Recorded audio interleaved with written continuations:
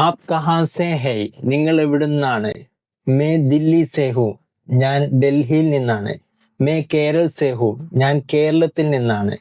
ഹം Kerala say high, ഞങ്ങൾ കേരളത്തിൽ നിന്നുള്ളവരാണ്.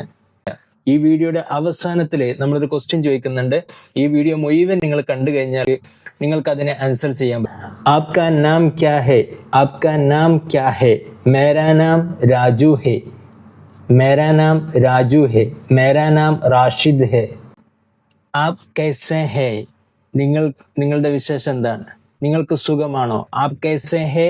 അതിന്റെ വേർഡ് ബൈ വേർഡ് അർത്ഥം വരുന്നത് ആപ്, താങ്കൾ, കൈസേ, എങ്ങനെ, ഹേ, ഉണ്ട്, താങ്കൾ എങ്ങനെയുണ്ട് എന്ന് ചോദിച്ചാൽ അതിന്റെ ഉദ്ദേശം താങ്കൾക്ക് എങ്ങനെയുണ്ട്, താങ്കൾക്ക് സുഖമാണോ. മേ ടീക്ക് ഹും, മേ ടീക്ക് ഹും, എനിക്ക് സുഖമാണ്. ഹം ടീക്ക് ഹൈ, ഞങ്ങൾക്ക് സുഖമാണ്. ഹം ടീക്ക് ഹൈ, ഞങ്ങൾക്ക് സുഖമാണ്. ഔർ ആപ്, താങ്കൾക്കോ. ഔർ ആപ്, താങ്കൾക്കോ. മേ ഭി ടീക്ക് ഹും, മേ ഭി ടീക്ക് ഹും, എനിക്കും സുഖമാണ്. ഭി എന്ന് പറഞ്ഞാൽ ആൻഡ് എന്നർത്ഥം. മേ ഭി ടീക്ക് ഹും, എനിക്കും സുഖമാണ്. ആപ്സെ മിൽക്കർ ഖുശി ഹുയി, താങ്കളെ കണ്ടതിൽ സന്തോഷം. ആപ്സെ മിൽക്കർ ഖുശി ഹുയി, താങ്കളെ കണ്ടിട്ട് സന്തോഷമായി. അതാണ് ആ പ്രയോഗം.